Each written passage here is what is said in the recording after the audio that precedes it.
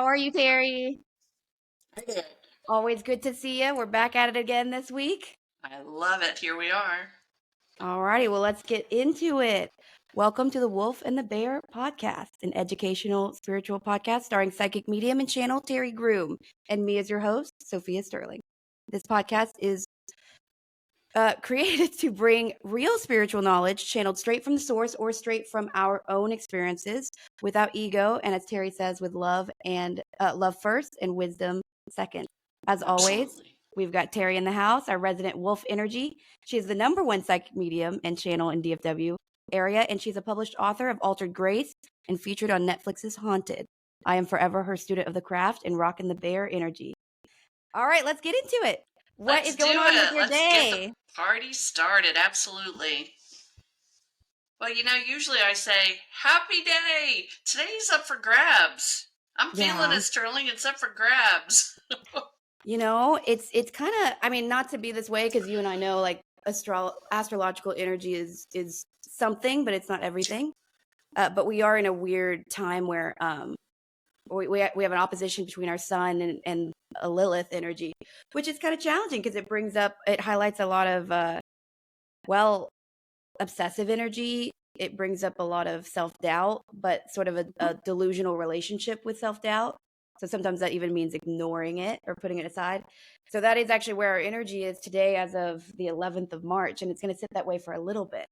So I wouldn't be surprised if some of us feel a little weird about our own energy. And that's a good way of putting it. It is a little weird. For me, I try to stay in a very upbeat, optimistic mood. And today has been a little bit zonky. It's going in and out of that feeling. So there's definitely a little something in the whether it be the weather or the air or the astrological, profile of things. But it's okay to not always be at your best. And I feel that's really what my point of this is for the listeners in the audience is it's okay not to be 100% all the time. Yes. Well, I mean, the reason we're shooting this later than normal was I had my therapy today. I love it. What was funny was I did my makeup before therapy because I was like, all right, I got to get this, and then we're going to shoot right after. And then I'm crying. I'm like, all right, well, there goes that. I got to go fix that. It is what it is. It is. It's real people doing real things. I mean, I totally get it. I watched my cat, and I know this might be too much information for the listeners, but I watched my cat come out of our litter box in my office, and I don't know what happened in there, but something very different. So I now have the most incredible wet clay paw prints from here all the way to my kitchen. And I thought, yep, happy day. You're like, I love it here. This is why I'm here for sure. That's exactly right. It's like, oh my gosh, it's okay. It's okay for the day to be up for grabs. But the best part of it is you've got all day to decide which part of the day you're going to make the best. That's And, an it's not interesting always point. great. Yeah. Well, I mean, talk about our perceptions last week. That's right. And that's cold comfort when you look around and it looks really gray, but Yes. it's Well, gonna be gray regardless of it. Well, that's a good point. And today, we woke up with 2 gray skies, a little darker than average because of daylight savings time. I mean, we could have stayed in a bad mood all day, or we could still stay in a bad mood all day. Yeah, the jury's still out. We get off of here. Exactly. The sun's going to shine. And so if the sun's willing to come out and play today, I guess I should be as well. Yeah. So I'm going to change my mood later on today. Or don't. Or don't. Oh, listen. What was it like?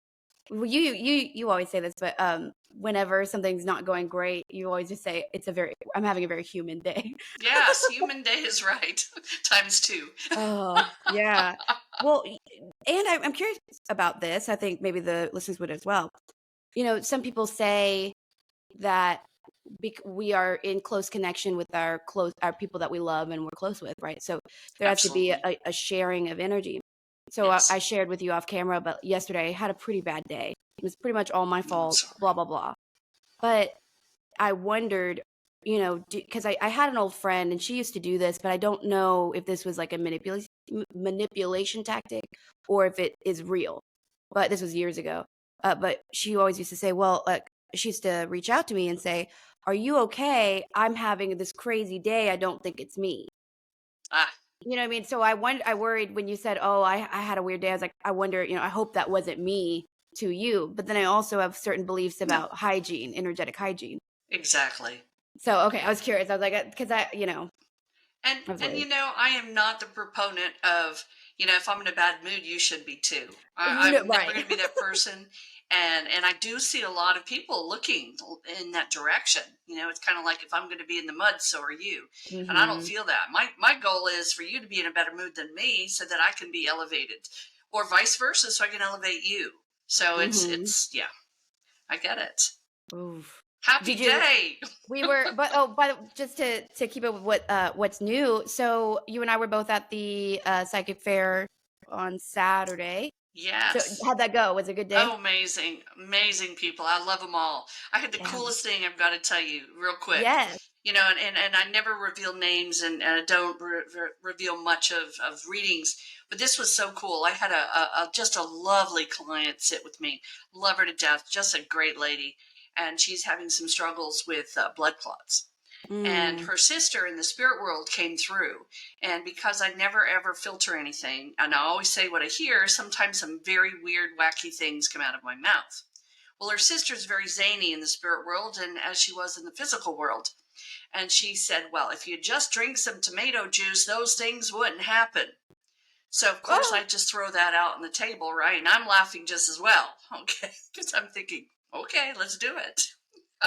So later on Saturday night, I went ahead just for kicks and grins, and I started doing a little research on the value of tomato juice. And I actually found something that it prevents blood clots. So I thought, well, Are I'll you be serious? darn. You never know. Oh my gosh. So isn't that a powerful yet fun message, Well, from yeah, the but spirit now I'm world? curious. Okay, because so did the sister know that in life, or is that like I've died and now I have access to new information energy? Well, what's really interesting is she was a little off the beaten path in life. Mhm. So it wouldn't have been out of the ordinary for her to say things, but oftentimes she just says things because it's kind of what she's in the mood for. Yeah. And so for her to say this, and I'm thinking, well, she's just in the mood. But again, I said, well, she feels this will help you. And it's up to you. Free will's an amazing tool. You can either check it out, run with it, change it, whatever you want to do. But I'm a curious soul, my nature, so of course I had to research that. And I Yes. thought, what a brilliant statement. Her That's so sister was right cool. on point. I love it. No, I love that. So it was a great day. I had a wonderful day with a lot of wonderful Good. people. Yes. I thought it was a really solid. I felt that the last fair I'd been at, it was really dense, and I felt like yesterday was, or not yesterday, Saturday was a little bit less dense. It was at least a little bit more balanced, especially because it Yes. started with a little bit of anxiety in the air. Well, and I agree with that. It started off a little bit to where you had to take that extra gulp of air to get going. Yes. Traffic was strange for a Saturday morning, and it's kind of yucky outside. So yes, we needed that little extra pizzazz. But I Yay. do one other thing, and I've got to share this too. I had so many fun experiences Saturday. I had a mom in the spirit world who chose to stand on the side of me because you couldn't figure out where to stand at one of the round tables that we were Is that when you got the seated at. chair? I So, knew that was so funny. and I kept saying, "You can stand by your daughter. It's okay." She said, "No. My kitchen table always had four corners. I don't know where to stand." And Oh, so I was trying to be loving, and even though I was laughing inside, thinking, "Oh my God, that's funny." So she kept standing and leaning on me on my left shoulder, and at one point, I kid you not, I could feel her picking lint off my sweater. And so I said to her daughter, I said, "Your mother is picking lint off my sweater." She said, "Oh my God, my mother used to do that all the time." oh, She that's said she'd so walk up to funny. someone and start talking to them and then start picking on their clothes. And grooming So, them. Oh, validation. wow. That's so wild. Well, can I ask you, so when that energy shows up and is, like expressing that awkwardness, But there's also this awareness of like, we will talk about this later, but you and I will know what I'm talking about. You know, when we ask them to come through the door, Yes. once that happens, they're not like acting, right? Like they're that inner, they're like, I don't know what to do with my hands. I don't know where to stand. Like that's just very real. Like they're not doing that so that it No. feeds back to the person the correct way. That's what I thought. Okay, cool. Because I was just No. curious about like how calculated do they understand that they have to be, or is that the nature of it where they're like, I do this anyway, and then you repeat it, and that's the validation function. Well, and that's where people get stuck sometimes. I have a lot of really really good friends and colleagues that they've asked that question. How are they supposed to behave? And my take on that, quite honestly, is however they behaved when they were here, expect the same Mm-hmm. in return. Now, if you reach them solely up into the upper echelon levels, the highest levels, they might be more of what I call the kumbaya experience, which is the Mm-hmm. very balanced collectiveness, And which not is as more about, helpful. yes, they're all loving and wonderful, but ultimately, if you come to talk to your loved ones, I really get the impression that you'd kind of like to know mom hasn't changed much, at least while she's talking to you. That Mm-hmm. dad is still the same, and your snarky sister is still snarky on the other side while she's visiting with you. It just keeps it more realistic, and it keeps it more authentic. Mm-hmm. I real quick, I have a question because I just love asking you questions actually. But Uh-oh. so this always happens to me, but I think I have a connection issue, not a connection issue, but it's not quite so streamlined for me. But the I always get like from the other side when they get concerned about their bloodline, they'll just shout Mhm. out, and it'll always just be, I'll just ask, uh, who's the second oldest grandchild? You know what I mean? And Mhm. like that's just all, and maybe I might get a gender, maybe not, Mhm. but it's like it almost every time that's like they're like, oh, I'm worried, or there's something actively going on with that energy. But I don't Yes. hear it the same way you do, where it's like a full, like, it's not conversational as much as it's a personality for sure. You can kind of It, feel what they like to joke about and stuff.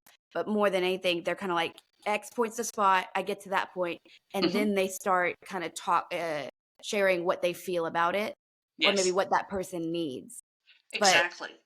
And the wonderful thing about it is that no two energies are the same. So however they come through, we kind of meet them where they are when it comes to energy. I had one the other day, a wonderful experience with this lovely lady that I was reading, and she had 5 people we were talking to. And so I couldn't keep them straight because 4 of them were sisters and one was a brother. And, that's a lot of sisters. So I said, listen, let's make it real simple. And 2 of the sisters had passed and they were with us. I said, let's keep it real simple. We're going to number you all 1 through 5. And yep, I'm not going to struggle about which number is which. You're going to help yeah, me by giving me the numbers so that your loved one, your sister here with me, the living sister, can figure you out. So I told her, I said, wow, okay, get ready. Here we go. Pick 1 through 5, put them in order of birth. And that'll be easy for her to know. So she did in her head, and I said, "Don't tell me because we're going at this hard. Let's do I this." love that. Oh my And gosh, so it was like 3 is living and 3 is needing to do XYZ according to number 2 on the other side. oh And so it wow, was a game. It ended up being really informational, but it also ended up really kind of being what the person on the other side was about. They were hmm, actually someone who liked board games and like, those little scramble grams and things that just got their mind working. And so this hmm, was a wonderful way to interact. And so it was that's a lot of fun wild. for all of us. I was having a blast. Dang, that's so cool. I love that. Well, and they're just kind of reminding me, because before I met you, I had an interaction with somebody named Marcel Cairo, great person, Mhm. very gifted in mediumship. That's kind of his thing. Mhm. But when I was there, my dad hadn't passed yet, so I didn't have anybody on the other side that I thought I needed to talk to, and wound up his mom came through, which then Ah, between you and I, she came through as well with us. yes. But what was weird was just, I don't know why, but we did an exercise where there was a chest and a bunch of random stuff in it.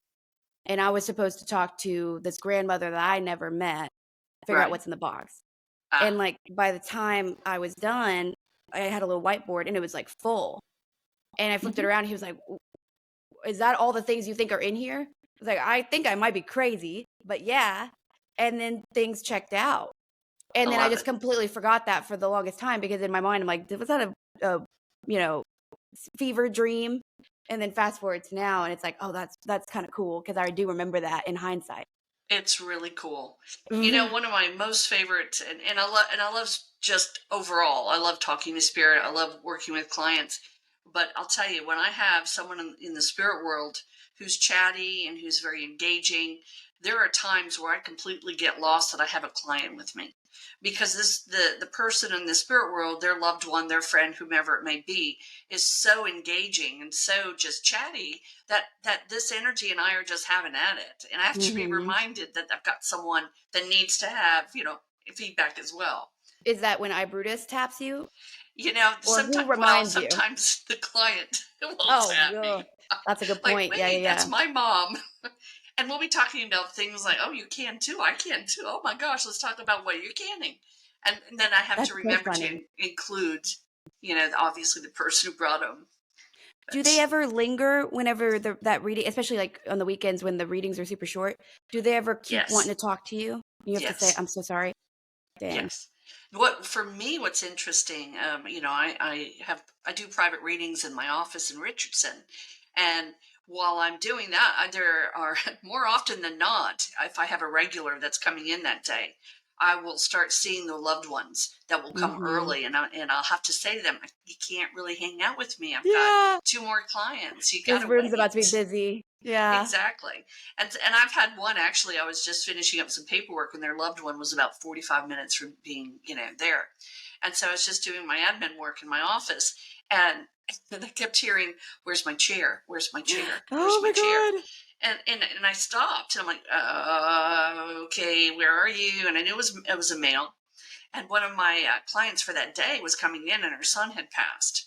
And Mm. he loves my chair, my zero gravity chair I use for healings. And so I kept saying, "Where's my chair?" And I'm like, "It's here. It's I just haven't pulled it out yet." So I pulled the chair out, and I was actually visiting with him before his mother Oh, came. that's And so that was wow. What do you very, talk very about? interesting. Well, he was familiar. He was actually he was a bit of towards the latter part of his life. He didn't like to leave the home because Mhm. he had so many medical issues, and a Mm. lot of them were just very traumatic for him. Mm. So his one of his biggest things was he was free, and so we had to coax him to recognize that now he could literally do these things. He could go to the gardens. He could go for the walks. He could be where he wanted to be, and he wasn't confined. So he took that very seriously and ended up at my office ahead of his mom, That's so funny. which was really sweet, actually. And when she walked in, I said, "Do you feel something?" She goes, "Oh my gosh." I said, "Uh huh." So I Oh, pulled the chair out and I wow. reclined the chair for him. Oh my gosh, that's so cool. That's so interesting. Well, there was one thing when I was first, what actually led me to this, talk about the weirdest way to get into metaphysics, but was watching, somehow it's popped up, Larry David. Who's that? Is that like the older, some like talk show host that's like so old. I was like, I didn't even know he was still with us. And then this young medium, Tyler Henry. Uh huh. So I Yes. start watching all his stuff. But there was this one thing where there was an episode, and I think it might have been dramatized, or maybe he's just young and still figuring out how to guard himself better. But he Hmm. was like sobbing in a car for this client coming up, saying he was like feeling a lot of this grief and stuff. Has that ever happened to you, or you just have really good guards against that? 'Cause I've Well, I never typically, experienced it. and that's a really good question. It really is a good question. It's very interesting. It comes on a perfect moment too, because I had that last week. I had Really? one, yes.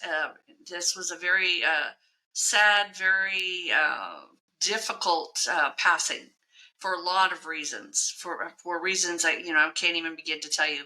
But I did. I started crying and I choked up, and I never Was it do that. physical or emotional? Was it like betrayal and stuff, or like just It, body stuff? no, this person did not have an illness whatsoever and Oh had help gosh. leaving the earth, Okay. unfortunately, Oh dang. by people he should have trusted.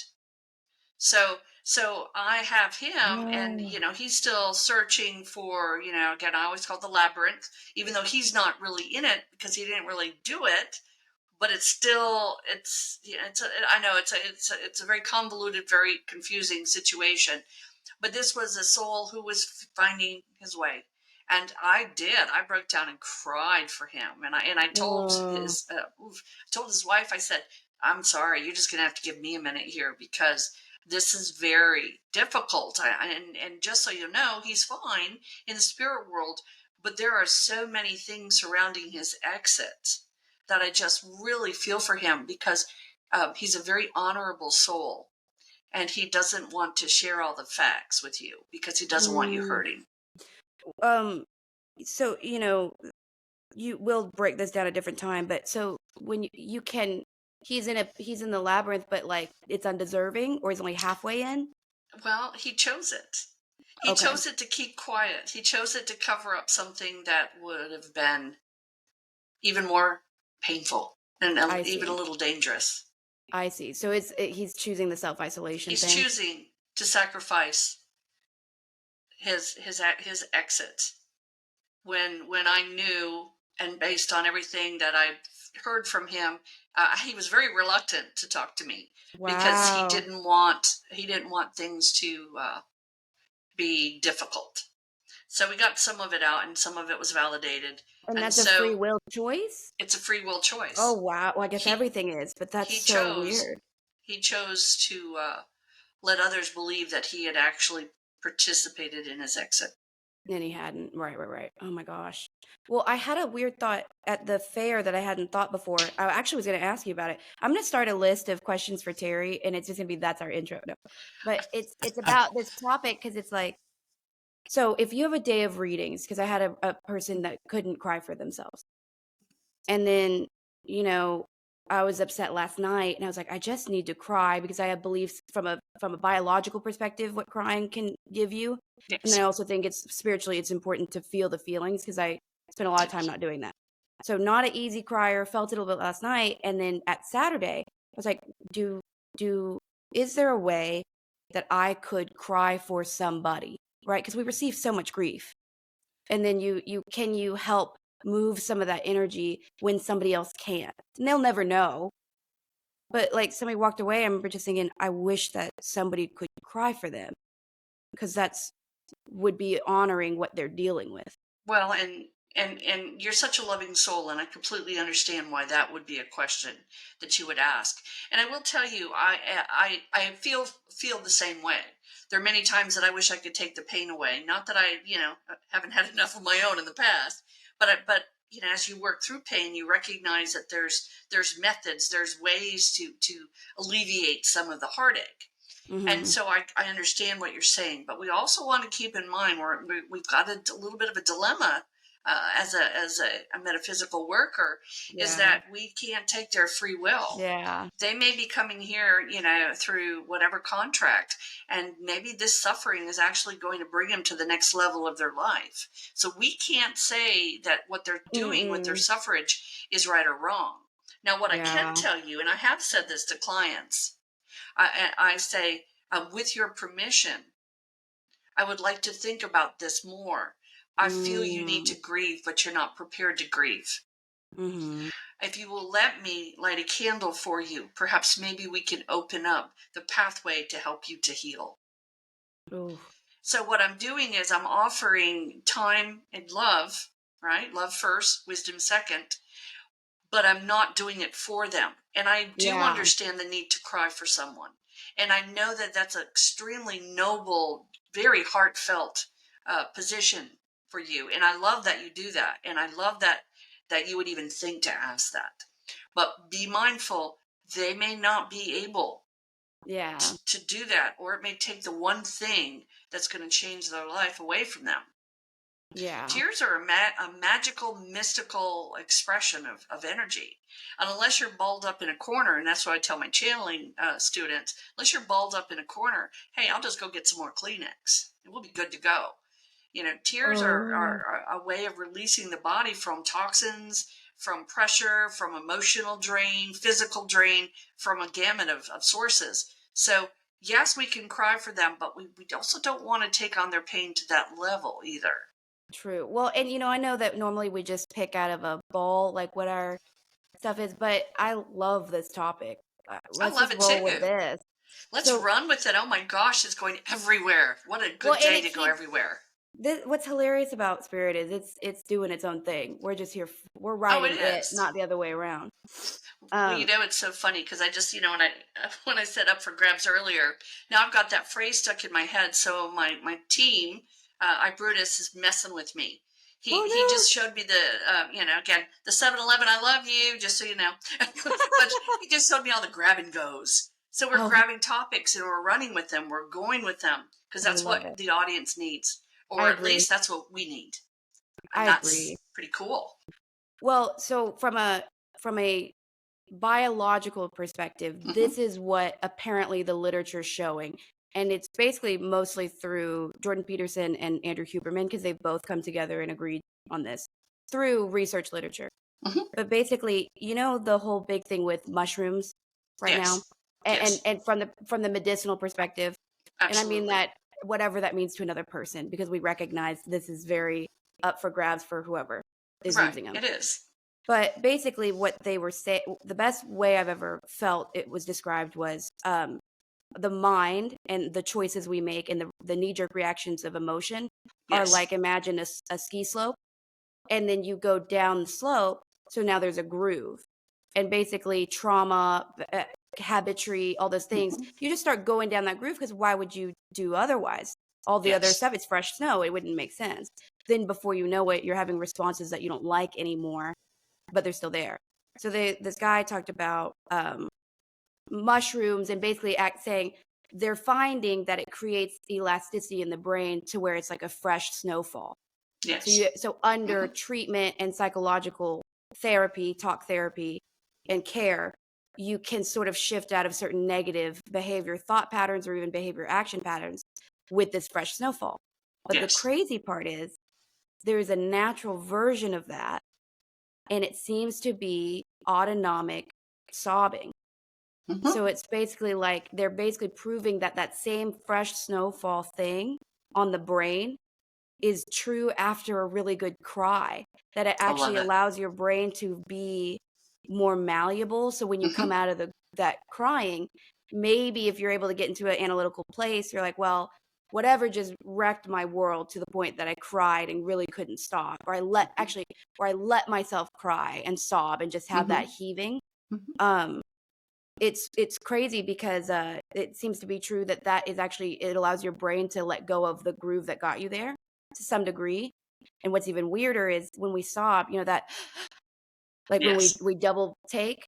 So apparently, and I've never really done this consistently, but that action, if you just do it like I just did now, even though I'm not crying, it completely lowers your resting heart rate and Yes. your cortisol. So like you can get stressed out and go in the bathroom and just and like double breath in, out. And apparently that like, so your body knows what to do when you're just sobbing over a breakup or sobbing over a lost job. And your body's already knowing to do the two things: breathe crazy, which makes us all feel like children. If you've ever sobbed, you're like, I can't even breathe right. It's I annoying. know. Like I've I lost control of my know. life, lost control of breathing. I'm breathing like an idiot, but then your body's actually doing what it's supposed to. And the tears. Now, Hmm. I don't know. You just said something. This is what I love about you. Amazing. I don't know what you mean. What do you mean? Because I know that I believe that. I don't know to what degree.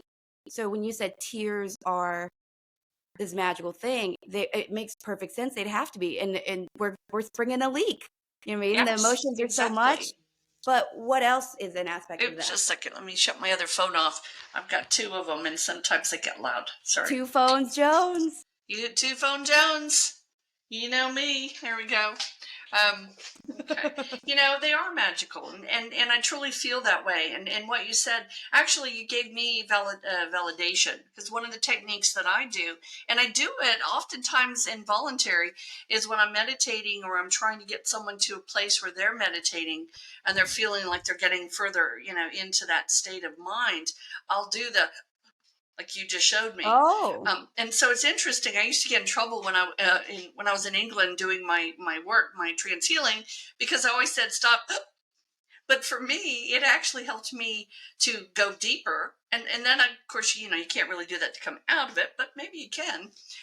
Ooh. So I get that. That actually is validating. So thank you. You just Yeah. gave me Oh, some that's so information cool. I I needed just remembered that too. because I love it. I do that probably once a session, whatever I'm doing, and I'm like, whoa, that's just. I guess that's just me, but it feel better Yeah. afterwards. Well, it's something, so if I remember correctly, we kind of are a human in general, we're bad at breathing now.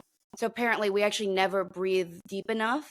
Right. And like older heart rates or older breath rates were like crazy. Now we breathe so quick. So it's something Mm-hmm. about when you breathe in once and then you breathe in again, it fully expands the lungs and it makes you kind of panicky. I don't know why. I love. Yeah, that makes And then you sense. let it out, something about that extra expansion into that trigger of like that nervousness and then the exhalation of it's almost like it's tricking your body into doing that in small doses because you're already panicking out here, or Right. I don't know what that any of that means, Fascinating. but Very, very fascinating. And there's there's so much discovery. You could take, the act of tears, and, you can find so much to research and to see and to use to help others, and so on and so forth. I love tears. And to me, they are magical and healing. And as you said, you're giving me some very, just organic feedback too. Thank you. You know yeah. that I'm not the one with my nose in the books. I try to get most of my information from my guides, and they're actually I Brutus is one of my guides. For those that don't know, and I Brutus just asked me a question. He interrupted you. You didn't hear him, but I did. He was going, Terry, why is your hair so yellow today? And so I've Oh been a my little goodness, anxious about it. no, It what does is that even yellow. mean? Do I have yellow hair? No. So I'm going to ask my guide. I Brutus, don't do that. Yeah, what? So I'm sorry. No, You keep it's it okay. real, folks. That's Yeah. what's happening. But you know, again, I know that we cry for others, and that's a form of solidarity. It's a form of love and connection and respect. But we have to be mindful that we don't overdo it for others, because there are those that truly need to experience that when they're ready. And and I know you're extremely intuitive, and so when we're doing our work, sometimes we just have to say, today might be that day when you let the emotions come out a little bit, and maybe later, make yourself, depending on who I'm sitting with or you're sitting with, make yourself a cup of tea, or get yourself something to help you to relax, and do a little soul searching, because Hmm. tears are a good thing. Now, I do also want to say something, because you mentioned mushrooms, and I want to tell you there's so much synchronicity in our world. My last client of the evening last night, which was 9 o'clock at night on a Sunday, Jesus. no listeners and viewers, don't do that to me again. But 9 o'clock on a Woo. Sunday, I was happy to help. But, oh gosh, here we go. Mushrooms came up. It was the primary topic of discussion, and I find it interesting that you brought that up. I Mm. am not going to say yay or nay. I'm not going to be that person. I've heard some marvelous, magical stories of the success with that. But I'm also going to remind you all that there are many instances where it is illegal. And so choose carefully. We don't want you to have an amazing trip and then having amazing lockup afterwards. Okay.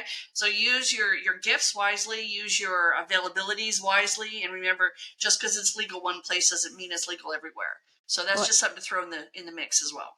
and to piggyback on that as well from well, two things you said. One thing, one of my favorite things about you and I is that I'm an internet sleuth. I'm reading rabbit Yeah. holes, and you don't. And that's what's so fun is like the other episode, I had to describe to you like what this NPC theory that was going on was. Yes. And there's something so cool about that because that's a built-in guarantee that whatever response you have to any of this is authentically like when we say in the intro, like pulled from source or our own experiences, because you can't have a previous opinion on that. Like you didn't even know it existed. That I Well, like that. so It's kind of cool. that's true. We make a good team. We do, and I love the fact that you're patting me on the back for being stupid. No, I don't. Well, I don't think it's stupid Yeah. because in my world, I get, I'm sitting here kind of, I get more frustrated because I do see what I think is like not great information. So it's lovely that at least like there's purity, there's this like innocence to you didn't know that people are saying this crazy stuff. Like, and it was funny to kind of see you get a little bit hot about it, but in a nice way. Nice. But no, anyways, to the anything, I mean, any of the psychedelics, right?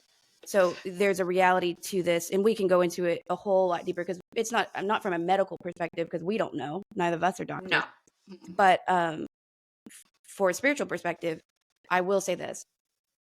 Whenever somebody in my readings comes in really hot and heavy, preaching, not preaching, but maybe preaching Mhm. Mhm. about their experiences or how game changing it was or whatever, it's interesting to me because that is an experience that is sort of given to you on a platter, which is amazing. And it is Yes. sometimes for some Yes. people the Mhm. evidence they need to believe that there is a metaphysical reality to the world. Yes. But we also recognize that anything that is curated with low levels of effort have a tendency to over time either be misremembered, misunderstood, or misappropriated the importance of. Because there's a reality of like Yes. this knowingness that sometimes is achieved. It can be confusing if you never came to an understanding of why knowingness would be important, because you have this crazy experience with ayahuasca or with mushrooms or whatever, or LSD, and then you can't ever get back to that because you don't have a desire to get into a more meditative state or have a more Right. close connection to those things that kind of reveal themselves in that moment. And then I think what's kind of curious is it's both beautiful because it makes people get curious and investigate, Mhm. but it's also dangerous because then you get, well, I want to feel not alone again. Everyone talks about the connection of Yes. ayahuasca. The And oneness. I'm like, that's amazing. I remember asking you what your opinion was years ago. And you kind of hold the same opinion I have now after much later, where you can sort of come to that without the drugs. Right. And then you get to go there whenever you want. So just something to Exactly. think about. And again, you know me, I'm here for a good time, not a long time, but there's certain things that you can't get too connected to when it comes to spirituality. It's kind of a false light over time. Well, and yes, and I agree with that. The thing that I have, again, to share with this, anytime you can find within you, as you mentioned, the ability to go deeper, to go closer, to be one with spirit, that is a gift that cannot be taken from you. It doesn't require outside influences. It doesn't require someone standing over you like the magician in the room, hopefully making sure that you're not, hallucinating beyond control. But again, for me, as you can well imagine, knowing me, Sterling, it would be very hard for me to let someone have that much of my control.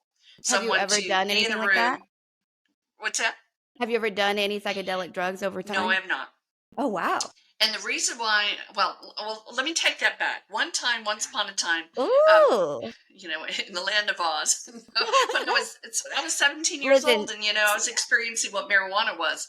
Okay, they can't arrest me 40, well, right. say how many years later, but I was experiencing it, but it was laced, and I didn't know that at the time.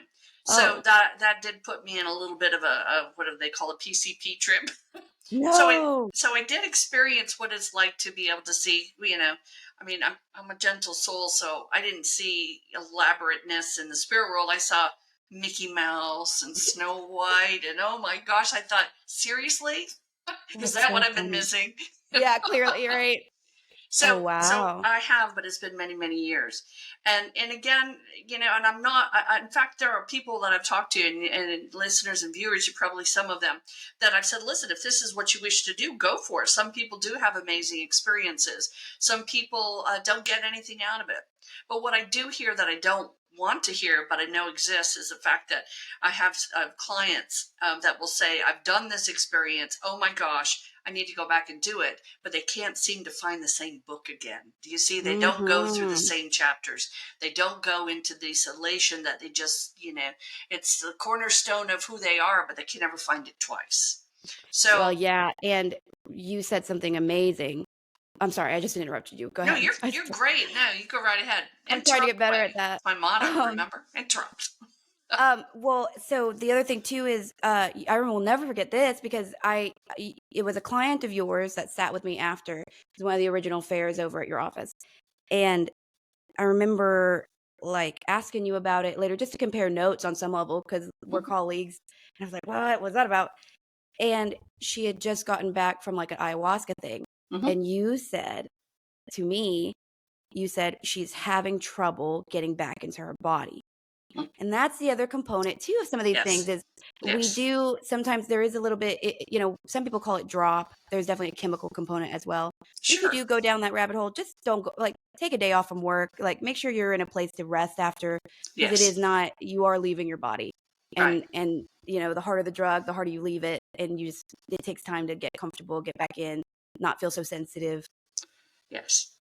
It's kind of like Yeah. rattling a snow globe. You kind of hope everything lands back where it was, right? Oh my gosh, I love that analogy. I'm going to remember that. Can I Oh, can I good. steal Yeah. that Oh one my and use it in gosh. some of my classes? 'Cause Everything I I'll be am, you taking created. that snow globe. I love that. But and again, maybe it's because I have some deep trust issues, and it That's very it. well could be. And I'll own it. We all have something, Yeah. right? We're not perfect. Well, Thank geez, goodness. Terry, how could that possibly be so? Both of your Yeah, parents were so exactly. trustworthy. I know. Can you imagine that? Trust issues coming from me? Um, but I would never, and just me. Okay, now everyone, don't get in a tizzy here. It's not Yeah. meant. I'm not talking to you unless I am. Right, right, But right. I just would never go into a situation personally where I felt that I would be out of control and some stranger who just took my credit card is going Mm, to watch and make sure I don't die or watch and make sure I don't run out of there with no clothes on. I'm just not going to give someone that kind of control, that mm-mm. kind of responsibility, really. I mean, I wouldn't take that responsibility and offer it to my clients. I wouldn't say, listen, give me your all and I'll do my best to keep you safe. So I personally, I just don't see the draw. And that's what I always hear. Well, don't worry, someone's going to watch me. Yeah, I bet they are. And you don't know if they're recording you. You might be the latest, greatest on YouTube now. You're acting a fool. Mm, damn, So yeah. be careful, be mindful, do your experiences, enjoy them. I don't have a judgment on it. Just keep yourself safe while you're finding you. How's that? Yes, and that's the end of our drugs are bad. Okay. No, I'm just I kidding. know. Oh People my know god. what that reference is. There's a South Park bit about that, but I used to you know watch me South well enough to Park. know, I'm not a prudish person when it comes to certain details of life, but yeah, there's a responsibility there. Sure. You know, I wanted to double back on something uh, that we were talking about sort of with the tears. I don't know why, but that keeps kind of being something really powerful to me. And there was a movie that I went and saw by myself. It was amazing, but Dune 2 just came out. Love sci-fi, that's my thing. Okay. So in it, there's this Arrakis. It's the dune planet where water is super scarce. So they save it, right? The Right. natives are very, and so what that has wound up doing is that they actually perceive crying to be the highest honor, and they'll say things like, "Don't waste your water on that," or they will uh, really highlight and memorialize that they are crying because that water will go nowhere. You know what I mean? Like nobody will Wow. sustain off of it. It is technically wasted. And you can't waste water in this desert planet. Right. So I thought Interesting. that was so beautiful because there is it is actually maybe the physical, obviously your body gets hot, other things happen, but like as Mhm. far as a thing that encapsulates sadness, whether it's sadness for yourself or someone else, or it Mhm. is the physical embodiment of that in a way that I can't really think of anything else except the heart constrictions that are so painful. You know what I mean? Right. But like on a physical level. And so, in the movie, this woman who basically becomes quite powerful psychically, she starts feeling the pain of her matrilineal ancestors, Right. and she starts crying, and he basically is like, "We can't waste the tears on this. This is your new reality." So I wonder, where do you think it became so common that we hide them so much? Because I only got comfortable with crying recently, and I still don't like it, and I still don't really do it in front of other people if I can help it. Well, there was an early on. There was a stigmatism of if you were crying, that meant that you were weak, and so that I mean that was personified in my generation, where I mean, and we've all heard someone in their my age having raised sons say, "Don't cry, you're not a girl," or Mm, "Don't man up, don't shed tears." And I'll to give me, you that's something to always, cry about. yeah, not exactly. I'll give you something to cry about. Really, you just told a kid to stop crying, and then you're saying, I'll give you something to cry about. I mean, how confusing childhood is. But more than anything, I do feel that people try to make it seem like it's bad because people are uncomfortable because they don't know how to respond. They don't know what to do when someone's crying. And I'll be honest with you, sometimes I don't know because sometimes running in for that big hug isn't what they need. Running in and comforting them with that hug is the opposite of what's really happening there. Sometimes someone crying just needs to cry. That person just needs to experience what it is to release energy. And if you're releasing energy and I got my arms wrapped around you and I'm squeezing the bejeebers out of you, how much healing are you doing? So sometimes we do have to have that time alone, not alone. I don't mean go isolate and hide under the bed. Been there, done that. But go to a nice balanced place. Go into your living area, your bedroom, and just sit and cry. If you cry in front of other people and it's me, I'm going to give you Kleenex. I'm going to ask you if you need anything. And if you're not looking like you're shaking, I'm probably going to let you be. I'm holding the proverbial holding space, and I use it too. I do hold space. I want to just be there if you need something. But you're right. There's such a stigmatism, and it's so unfortunate. I feel very honored when I have a male who is in tears. And I'm not saying, oh, let's have at it. There's a difference between you and all the women. I simply know that your upbringing, probably if you're, in my age group or you're not in the last two generations, you probably were raised with someone who said, don't do it. So eliminating that stigmatism is such a refreshing, honoring thing to do. So, have a good cry. I personally hate to cry, which is kind of funny that you're talking about. I do cry, but I hate to cry. I'm one of those people, and there's a small percentage of us. We can cry for 3 minutes, and then for the next day and a half, our eyes are bug eyes. We look like we just ate the frogs because they're Oh, I this know. big, Oh, it's the and you can't worst. see out of them. Oh, So yeah. I know a good crying is a great thing, but I also know for me it's a bottle of Tylenol and some hot compresses for Oh, yeah. days. I So, used to when I was in a significantly more depressive state a long time ago before therapy. But like I used to cry all the time, and it got because I'm Asian, my eyes would just be so swollen. And then I would rather say to people, "Oh, I'm just," because they'd be like, "You look kind of rough." Like I'd rather tell them I'm hungover than that I've been crying. Because why would I tell them that? I'd rather them just think, "Oh, I'm like them," or I'm with the crowd with my right, you want behavior. to be relatable. Oh, then admit that something's going on and that I can't even control how puffy my eyes are because I can't control that I'm crying. And I think it is a control thing. You and I Yes, both value control because we spent a lot of our childhood without it. right. So And there's that's a true. there's a good reason for us to not be the most comfortable with that. And that makes sense. And going back to what you said about making an excuse that you'd rather tell them that you were hungover rather than tell them that you've been crying. Think of the scenario that would take place. First of all, if you're with someone in your age group, not always, and again, I'm not being stereotypical or stereotyping here, but say you say, yeah, I'm a little hungover, then usually what you're going to get is, cool, had a good night last night, huh? Yeah, No good, one all asks right. questions. High five it. Whoa, me too. But if you say, well, I had a good cry last night, you're going to hear, oh, followed by a lot of cogs in the brain of theirs going, do I say something? Do I ask what it is? Do I not ask what it is? I wonder how long it is. And did I create it? Did they create it? What's happening? Are they coming back to work or not coming back to work? Are they my friend or not coming back to being friends? So what you do is I can see that it does create a little turmoil in the receiver because the receiver doesn't know whether they should, start asking why.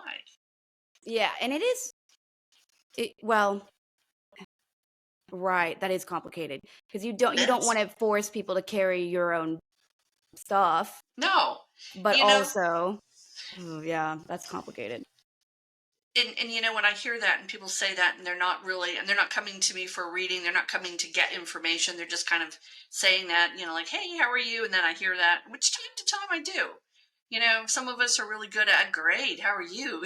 But sometimes people will come out and be authentic, right? And they'll Mhm. say, yeah, I've been real upset crying. um, I always say to them, you know, if you need to talk, let me know. Or Mhm. sometimes we got to do what we got to do, because I can't.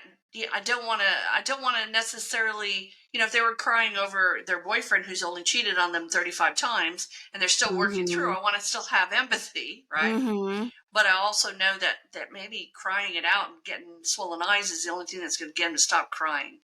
So Mm. again, I don't have, if they're not sitting in front of me, I don't, obviously, and I'm not judging them either. Don't get me wrong.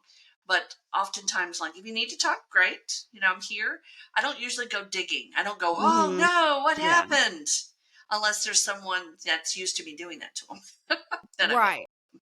Well, let me ask you this from a mind's eye perspective. When you look at somebody's energy and you can tell that grief is a pretty significant element of their vibration. Like, where do you see a shutdown in the chakra system? Do you see like how does the aura start to look to you? For me, a couple things happen.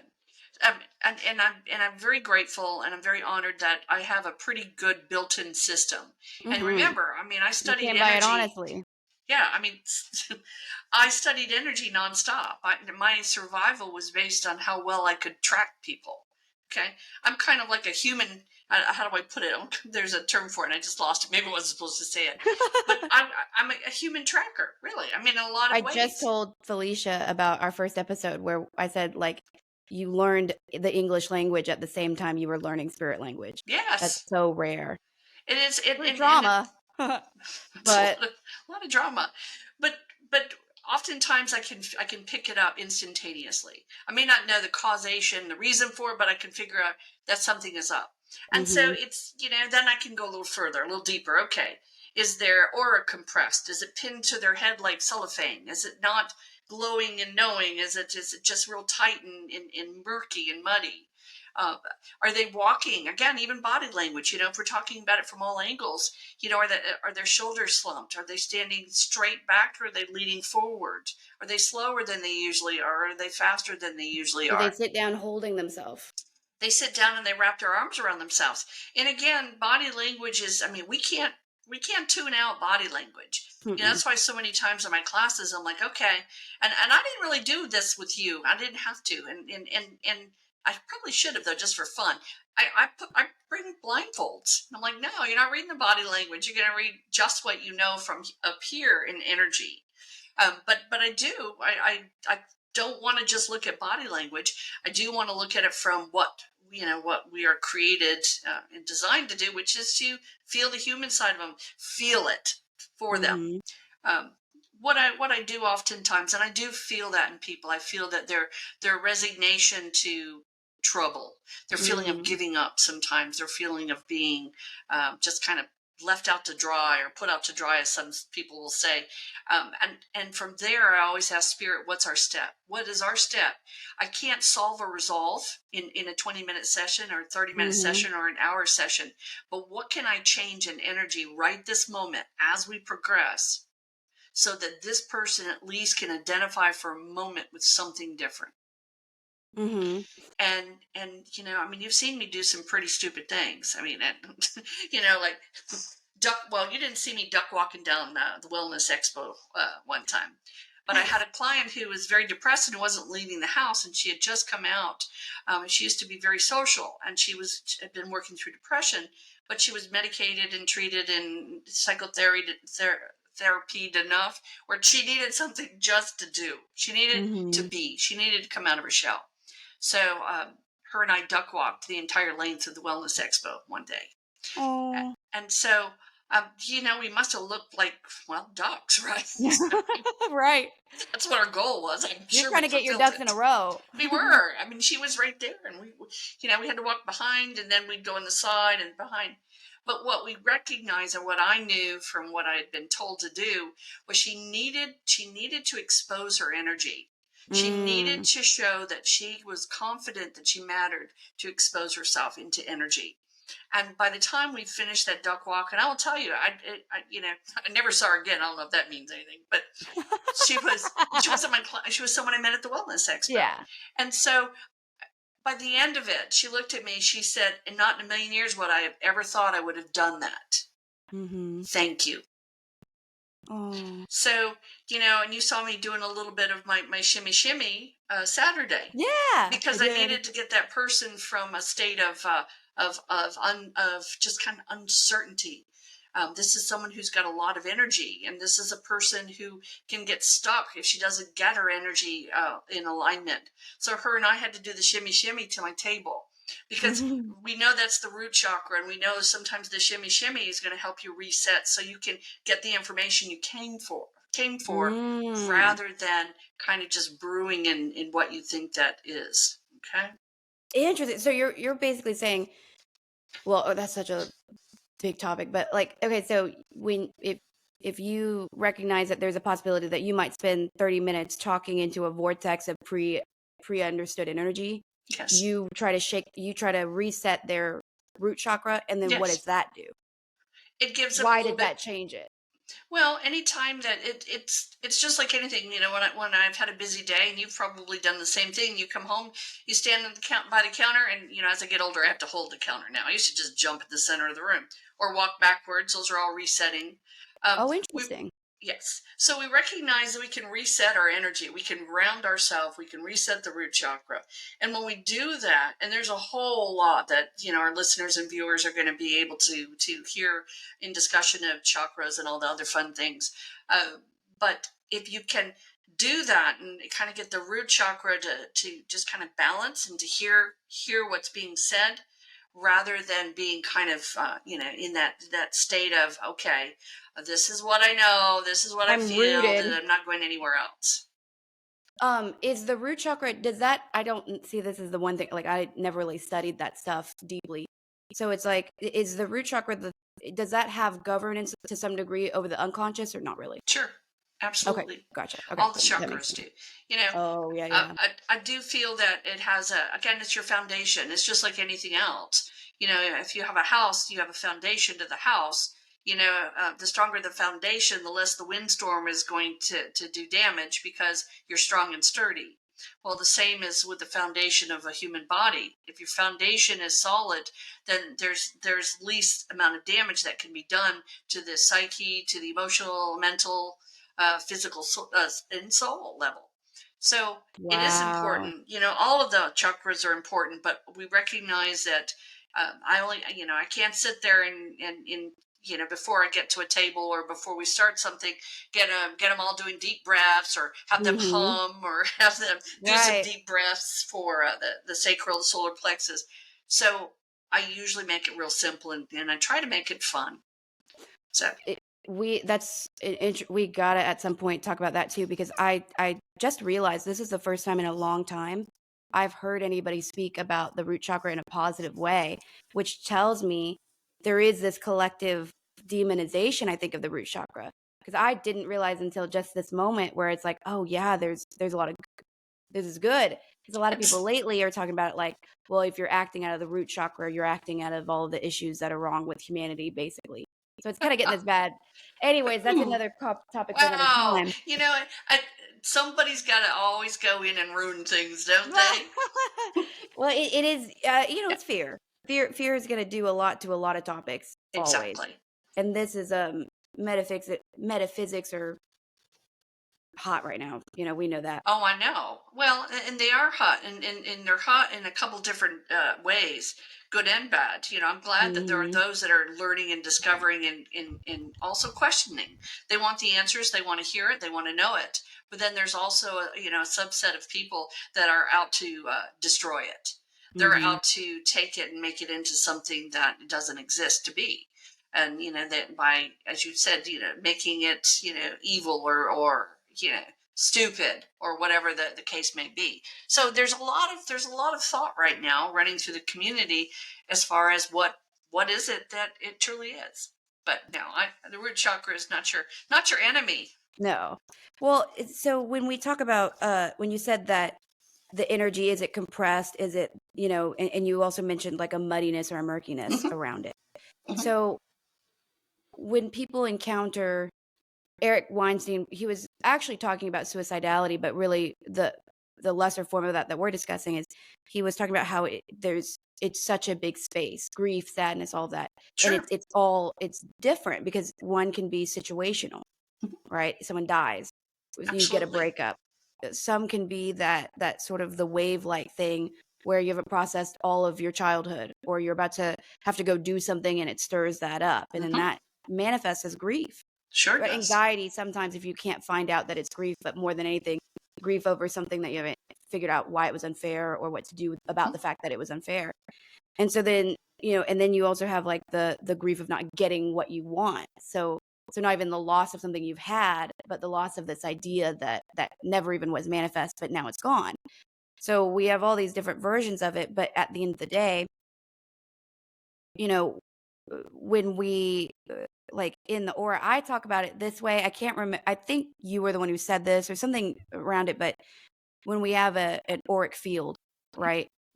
And it is comprised of all of the things that we are currently. And that Yes. means all of our current hobbies, all of Mhm. our current music. So we lose something. So there's this gaping hole in our energy, this absence of something that's now gone.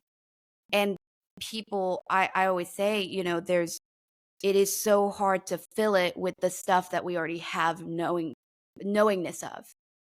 And how do you tell somebody that is in the middle of grief, oh, go find a new hobby, go find something foreign to you and bring it close to you? Well, that doesn't feel good. No, it But doesn't feel good. in breakups, there's this thing that people do, and it's, well, you have to get under someone to get over somebody. But on a spiritual level, and obviously I think there's a lot of pretty grave issues with that process of healing grief. Like, I'm not advocating for it, Right. but it does make sense because you have this completely foreign thing to you, and you can kind of puzzle piece it in. And Yes. now all like at to some degree, it's like a band-aid on a bullet wound for your energy. Yes. And so I think that's one thing I wish people understood about grief from a physical level to then an energetic level. You're dealing with two different losses, right? In many ways. Really, you're dealing with the physical loss of this thing or this person or this idea that you can't have access to anymore. But then you're also dealing with the absence and the unconscious recognition that you are somehow energetically less than you were before. That is the perception, right? And which is unfortunate because most times it's actually to your benefit to be away from this person. Or, if we're talking about relationships that have been broken, I'm not talking about grief from death or that sort of thing. Mhm. So, and what's so remarkable about it is that we do leave blueprints in our energy, and the auras are more of the what's happening in the here and now. But we recognize as well now, if you are having a joyful day and you're elated in the moment, you're still going to show in your aura that there is a little bit of the past that's still there, that's still resonating Mm. in energy. Now, I don't expect to have an aura picture done, at my age, and show my childhood. Now, Mm. there is speculation, and again, remember, I'm always about, hear what you can from your people, but I'm not the most read person. So what you must understand is, I'm sure there's someone who would bust this idea all to bejeebers, but I don't believe that stays in your energy. But I do believe that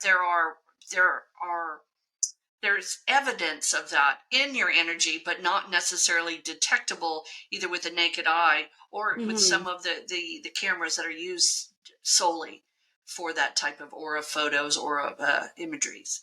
So yes, I'm going to say yes. It is pretty much in the now. It is the picture is what is happening in your life today.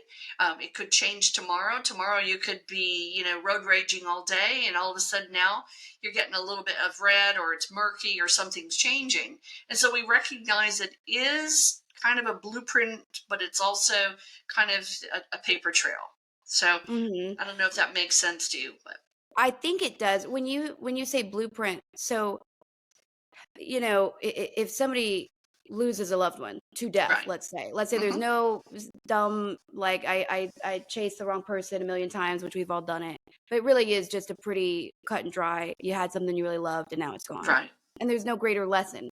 so far as you know, it's just life, right? Exactly. Where does that, or like, because that's sort of that vacancy I'm talking about in the energy where it's like there's not, you can't fill that with No. anything really.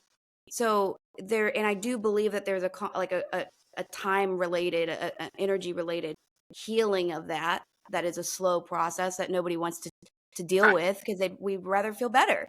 You know what I mean? Like, oh Sure. my gosh, to ask somebody to wait for that to heal is a lot, especially someone in the middle of grief.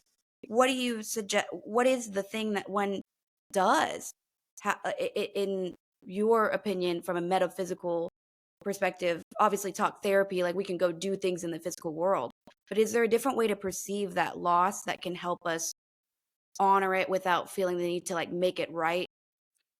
And that's a really good question. And there's not a simple answer for it. There are many answers Mm-hmm. for it, but most of them aren't just a simple way of moving past it. Mm-hmm. If we look at grief, and this is again, this is a topic that's likely to come up here and there throughout our discovery here. We recognize that the human mind, the human energy, the human thought, um, can take on a lot of different worries and in mindfulness at one time. Now, Mm-hmm. what I'm driving at is trying to get the thought towards, envision, if you will, for a moment, that the energy that surrounds you, that is you, is much like a honeycomb. Okay, Mm-hmm. we recognize, if we've ever seen a honeycomb, for those that don't know what I'm talking about, Google's an amazing thing. Honeycombs have many little cells. Okay, it's one piece of what looks like wax with many, many little cells, little holes, little cells. And so in what I do, in the way that I perceive grief, is that we have this wonderful, block of us, okay, with many different components for ideas, for grief, for relations, for happiness, for all the different emotions. Now, if we put it in perspective, we realize that yes, grief exists. We have grief. And sometimes it feels like the entire honeycomb is just grief, which is more of Mm-hmm. a mind thought than a mind than actualization. So if you look at each one of those little cells as being, this is my grief in here. I've got this in this honeycomb, in the comb, and I have this and this and this. So how do we work away from that? Well, first we have to realize just that grief is a human experience, and it doesn't have to apply to everything you do in life. That it Mm-hmm. deserves its own little compartment. Mm-hmm. Okay.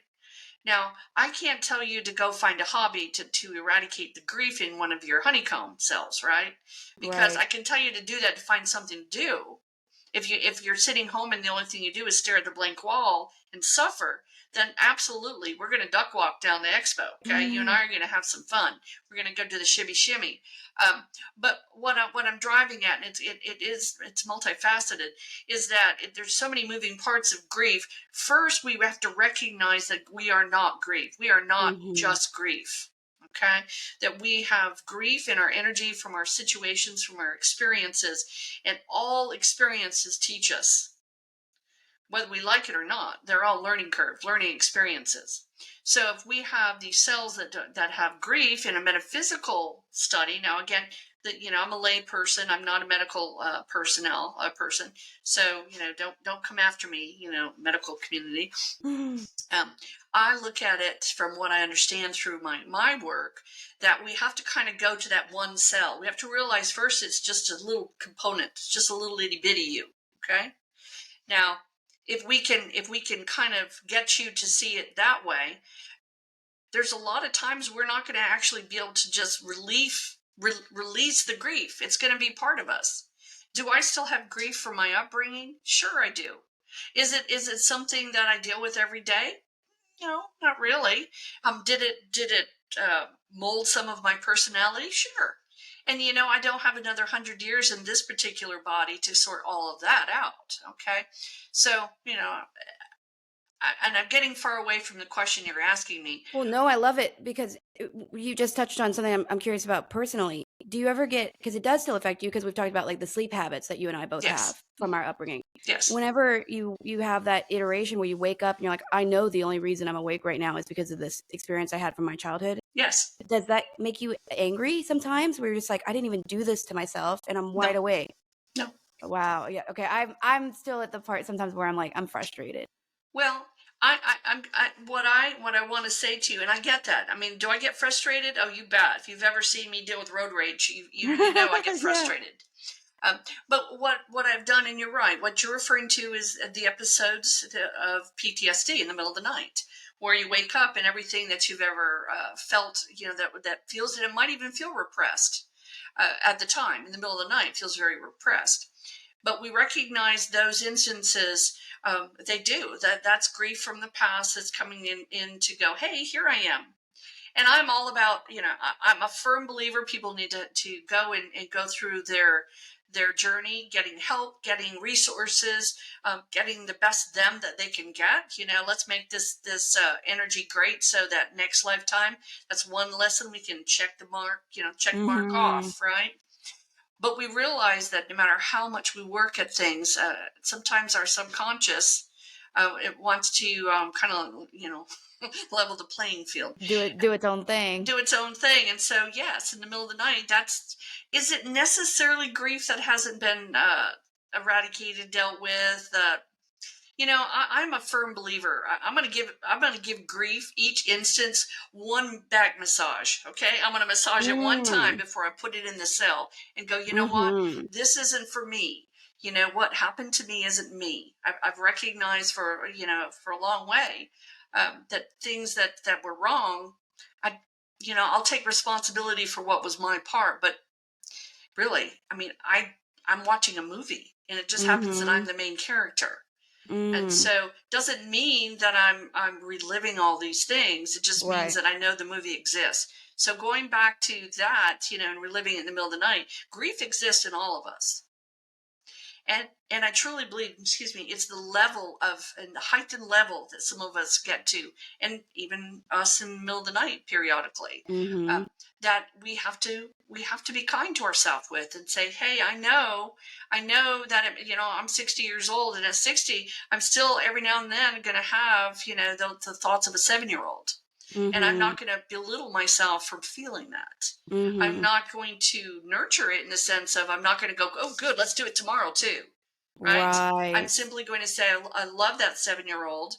I'm not going Hmm. to beat myself up over this. I'm going to have an experience, whether it's 2 a.m., 3 a.m. with PTSD, whatever it may be. I'm going to live through it, and then I'm going to get my butt back to bed. Because the Hmm. adult me is not really accepting the fact that I'm up and doing this. Okay.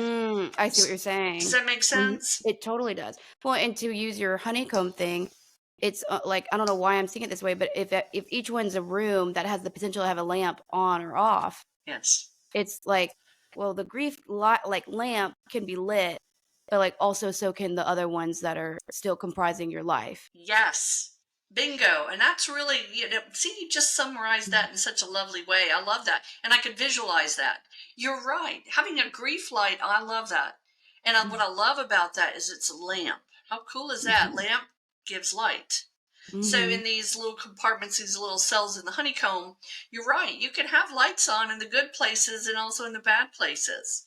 If I spend Mm-hmm. my entire time trying to eradicate the things in the bad places, right? Then am I fulfilling and adding to the good places? Right. Well, ooh, and this is something I realized as I say it is I have to be careful of this. I think other people probably do too. Like once you go into the compartment that has the lamp on, then you're like, well, while I'm here, and then you start turning the lamps of other things that like maybe they are grief stricken, but like they didn't need to be turned on. You Right. turn them on because that was a thought form that you thought was maybe going to be healing, but really to use the old thing that used to say the seam ripper when you try to go Yes. and just like investigate all the pain and all the suffering and you have no plan of how to get yourself kind of back. So that's the other trap of the, oh my God, we've all done this. When you're maybe in a breakup or you're just crying and suddenly you got to go find a mirror to watch yourself cry. And it's just this human nature thing of like, let's see how sad I can get. Like, Well, and that's you true. And just know, remind me never ever to give you a mirror for Christmas, okay? No oh mirrors for man. you. But no joke. But it is one of those things where we we want to sometimes we get led to, we want to know that our grief is important. Yes. So then we just stare at it. Because we want to know, we're like, we'll make sure it is paid attention to.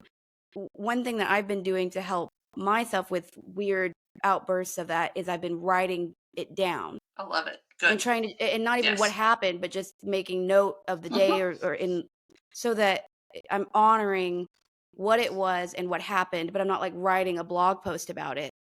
But it's one of those Exactly. things where at least I can admit it happened. It made me Right. feel weird and uncomfortable and vulnerable, but I don't have to go look at that all day today, but I did notate it happened. And Absolutely. that helps because then at least I don't feel like I've ignored it, but I also don't feel like I need to go look at it. But I Right. also know I'm doing the right work to know that at the end of the month, if it's a bunch of days of issues and it's named, like I know what it was that day that bothered me, at least I have some data points to understand on top of it. Absolutely. And that way you can live a functional life. You're still paying attention to and giving space for that grief to be identified and particularly Yes. named. Because if we can name it and figure out what's going on, it does help us. Because Sure sometimes it when that does. grief is completely unnamed, it just feels overwhelming. And that's well stated. One thing I'd like to add to that, and again, I'm not an expert by no stretch of the imagination. I mean, really, can you imagine that? I probably wouldn't make a very good therapist, actually. I completely disagree, Well, but but we do want to give it a name, but we don't want to give it the glory. We don't want to use it down the road as something that we can rely on. So yeah. if I say this happened because I was foolish enough to be in the wrong place at the wrong time, then I could use that as a negative badge of understanding. I could use that Mm, as, okay, well, I'm not very good at discerning things. I do stupid things, and I'm going to go park in 10 o'clock in the parking lot of this abandoned building because I do stupid things. So we don't want to right. use it as a badge of understanding and awareness of something that isn't good for us. Mm-hmm. So when we have instances and we grieve over things, we have to also, and I love the fact you're writing that down. I think that's so important. I'm a huge proponent of getting it out on paper. But when we're getting it out on paper, I also am a firm believer in showing an opposite side of this, which is the gratitude side of it. Mm-hmm. I may have had this, but I learned that. So Mm-hmm. for me, I use the other as the strength. So I may have been foolish, but now I'm wise. I may have Mm-hmm. been vulnerable, but now I'm strong. And so how do I pad that? How do I magnify that? I do that by finding things every day to be grateful for. And when you're grateful Mm. for something, you recognize that somehow or another, it does kind of dim the lights in the rooms that grief Oh exists. man. Well, that's such a good point. Yeah, And you're spot on because if that's the fear of grief, if grief had a persona and the fear was that it would be ignored, right. then that's one of the best ways that you can acknowledge the importance of it, Yes. which seems to be the conscious fear of grief itself, Right. Exactly. because it doesn't want to be missed. It doesn't want to be unattended to. No, it That's doesn't. so interesting. That's fascinating because that's so right. You're giving it by being grateful for what it, and again, it's so hard to do when something is fresh. Right. But It like if you're is. able to, that's you're answering the one call that subconsciously your grief is wanting, which is Right. attention, but also empowerment. Empowerment.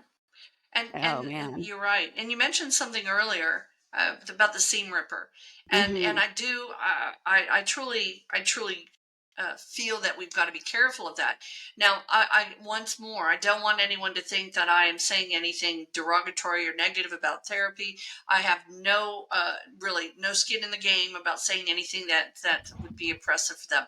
I know a lot of great therapists, and I love them all that I've worked with. So quite honestly, kudos to you all. But as I go a little deeper here, my take on it through a metaphysical approach is I don't want to go in with someone that I'm working with, life coaching in particular. Go in and go, okay, well, you've got this wrong, this wrong, this wrong, this wrong, this wrong, and let's go ahead and get all that out of your system. Let's get it done with, because you may not just have enough stuff to replace it with.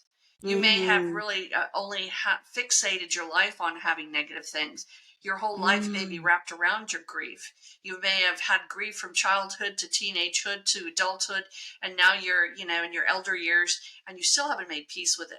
Well, I'm not going to go in and rip it from you and say none of these matter, because quite honestly, you built life on them. It may have been a house of cards, but you still built your life on it. Yeah. And so we've got to go slow. We can't just go, okay, your grief doesn't matter now, get over it. You're done it. It's 50 years ago. We have to be more receptive to what is it showing like in you? What are you about now? What changed in you to make this, you? And, then we look at, again, the attributes and the things about us that do make us amazing and wonderful and loving and great. And there's always something positive about everybody, even the most malicious, mean person. If you look deep enough, there's something behind it that's positive. So the seam ripper, that expression, folks, is really about, don't go in and try to don't burn down the house and rebuild it. We're trying to show that there is empathy and there's compassion and love and respect for grief, but we don't want to build the rest of our lives on it. And so we have to go and find out what the good is so that the bad can go in the compartments, in the honeycombs, and we can leave the light on if it makes you feel comfortable. If you have to go stumble back every now and again to go visit it, you can see where you're heading. But remember, there's a lot of other lights on. And wouldn't you rather be happy than sad? That's a choice. And sometimes people will say, I'd rather be sad as familiar. So what's your familiar? And I'm not talking about your kitty cats and your owls. What's your familiar? Do you want to be happy or do you want to be sad? And also for all you viewers, there's a lot of light around me right now, and I could tell you what it is, but instead, I'm just simply going to say I've got a lot of angelic energy that seems to be all around me right now. No, and they are making my blonde hair. Yeah, it looks blonde. It's not. It's making it glow and radiating all this energy. It doesn't mean that, that the window next to me isn't helping. It's a beautiful day, folks. Get outside after our podcast, of course. Of course. No, you have really good lighting in that room, actually. I do. I like the lighting in this room until it gets so bright that I can't see when I'm doing Zoom sessions. And then I'm constantly moving the screen like this. And therein lies our greater issues sometimes. Exactly. But it's all good. We make it good. So I know folks... Oh, go ahead. Sorry. I know, folks, we went all around town on grief. We don't want you to feel that we don't appreciate your grief. We know that it's real. We know that grief is powerful. We know that grief comes to us to help us grow as well. And sometimes we do have to go through the fire to be able to get on the other side of it. So your grief matters. It's important. We just don't want you to be grieving for this short lifetime that we're in. That's the most important thing. Well, Terri, once again, you're an incredible person, and I love talking to you about stuff like this. It's just, it's a reality of what we got going on in the world sometimes, and the energy's been collectively kind of heavy lately. So I'm glad that we got into this. Well, truthfully, I do these podcasts with Sterling because she's just so damn good for my ego. So the one I don't ever see you have. That's what I'm talking about. Well, I try not to. We all have egos. It's part of our human makeup. I try hard not to. Or if I have moments of strong ego, I try to keep it to myself. I go in my room, I shut the door and turn my light on, right? Yeah. Like, I'm pissed. No. No, I've done that a few times. I'm just as human as everyone. But, if you lead with love and then you come at it with wisdom, you can't go wrong. It seems to be you may not always be right, but you can't be wrong. Well, yeah, actually, that is you're trying. Right. Hey, participation. What did we say? Showing up is, half the battle. It's hard to show up sometimes. That sometimes is the biggest battle ever. Yes. Yeah, but it is, It is half the battle. The cost of not doing it is your dreams. So we got to figure out what's worth what. Well, it is your dreams. It's your admirations, the things that make you you. We're all in discovery mode. Every day I wake up and sometimes I find good things out about myself and sometimes I find bad things about myself. But the bottom line is every day is growing and knowing. That's why we say that. We come to this world with a plan. And hopefully all of our plans have a little bit of consistencies in them. We want to evolve, right? We want to evolve. Sometimes we get caught up and we get stuck and stagnant, but our goal, I would say for everyone, to speak for humanity, hopefully, is we want to evolve. 100%. Well, again, like even if you don't want that, the other option is you're not going to see a lot of change. And I No. think that's pretty staggering sometimes too, is there can be no grief in a person and they can just be stagnant, and it kind of is registering the same in energy. Yes. Which is interesting. Exactly. This is a big, beautiful world we live in. And I'm not, I'm not a fool. I know that we've got pain and sorrow and chaos and trials and tribulations everywhere we look. The bottom line is you've got to take your little place of it, and you've got to make it good for you. And I'm not saying, oh, let's be selfish and self-centered, but when you're in a good place, everybody you come into contact with is going to get a little of that. They're going to get a little of that feedback. And because they will share in it, it's just it's the best thing to be able to share. Well, that's a really low effort charity sometimes too. I like that. That's right. You don't have to take your wallet out. But you don't have to, you're just doing you, hopefully. Right.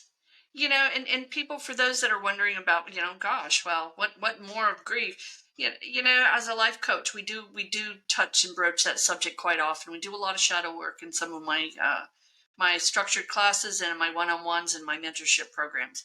So there is a format, there is a process. Those that have done this work with me know that I'm the proverbial backpack. We talk a lot about the backpack. What are you loading yours up with today? Do you want feathers, which is the good stuff, or do you want stones that are not so great? It's up to you. Amen. Well, it looks like we have done it. Oh my gosh, or as Bruce would say, good Lord, I think we've done it. He's been chatty regardless today. Oh my gosh, I don't need to mess with my hair. I Got know. me all focused on my blonde hair. Well, I love you so much. I hope you have a wonderful rest of your day. I love you so much. What a wonderful day to be alive, isn't it? I think so too. And it's just real quick, one last question, as talking about like the universe and heavy energy. That the eclipse, the internet is going wild about it, and everyone's talking about we are in the end of days. They're talking about that this is a sign that this is and people are coming up with some really, really big and dense conspiracy theories about, and I love a good conspiracy theory, this. Oh, but absolutely. It does feel a little much. Juicy. Yeah.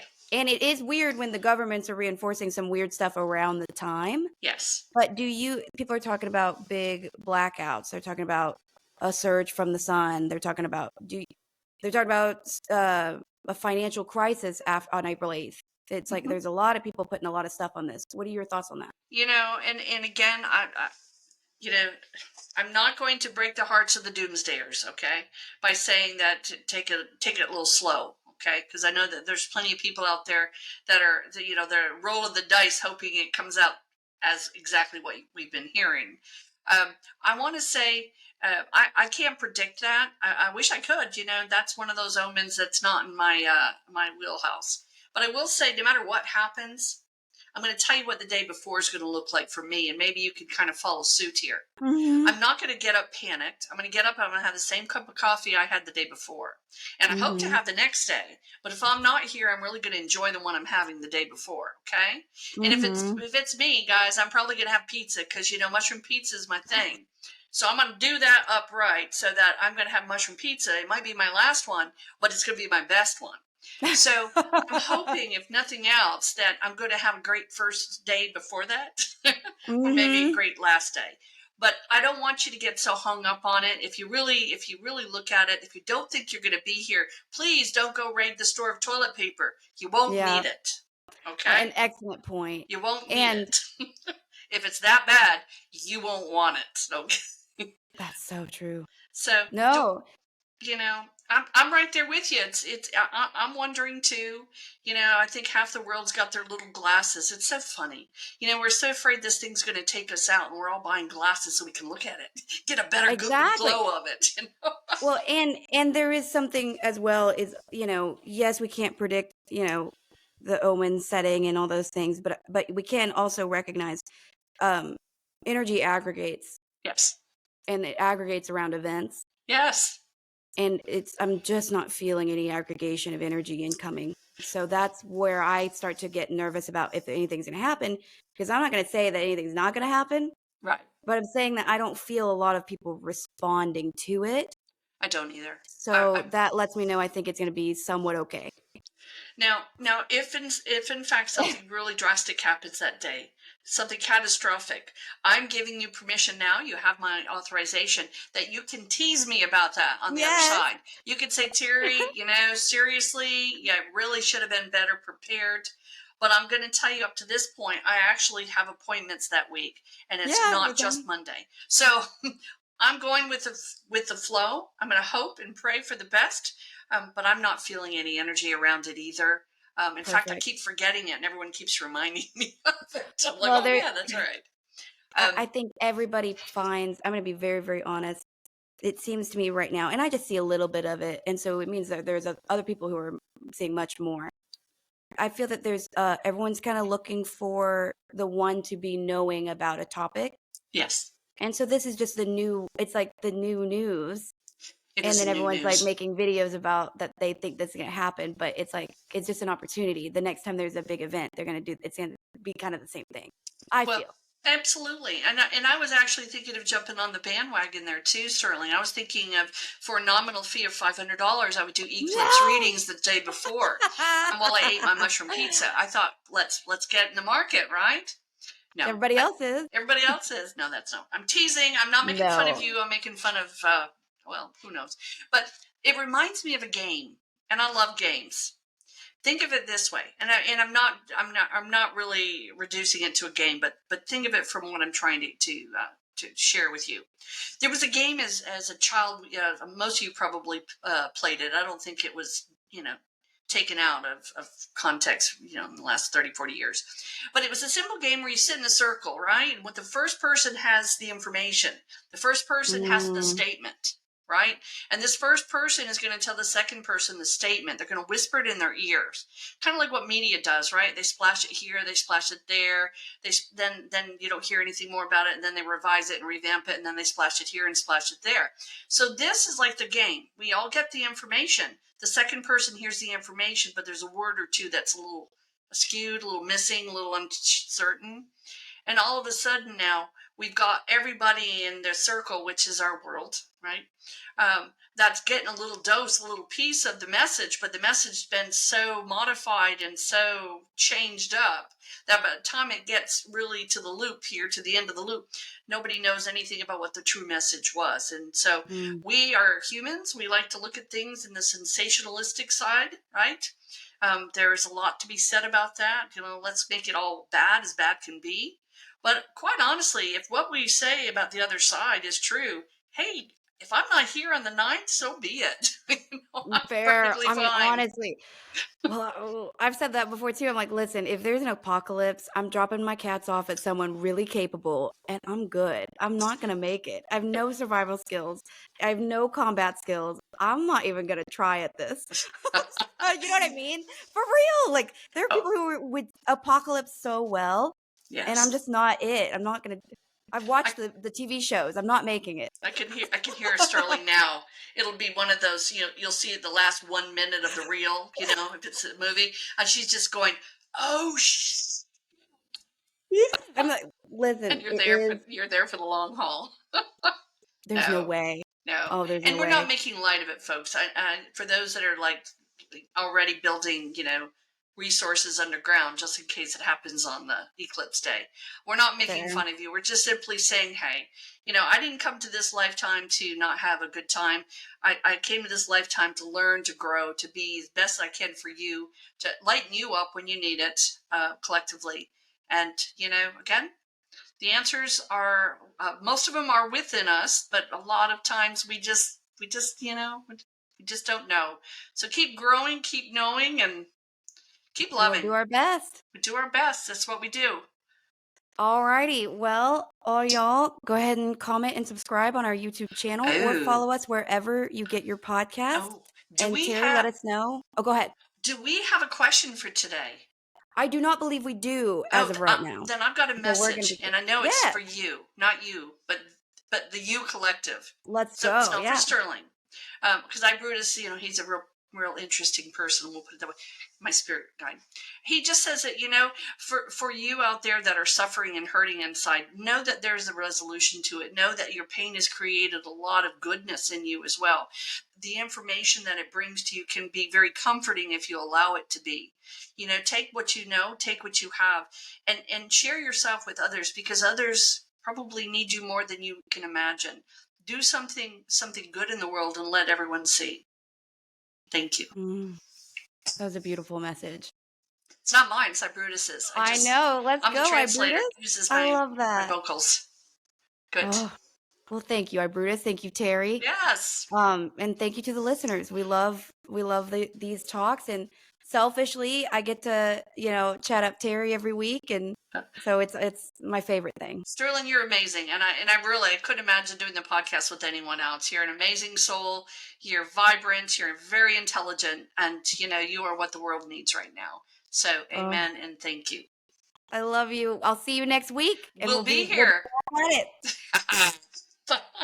All right. Take care. Take care. I'll link all to reach both of us. I'll link it all below. So we'll be good. Absolutely. Reach out. Oh, yes, of course. All right. I love you so much. I love you so much. Take care. Bye. Bye.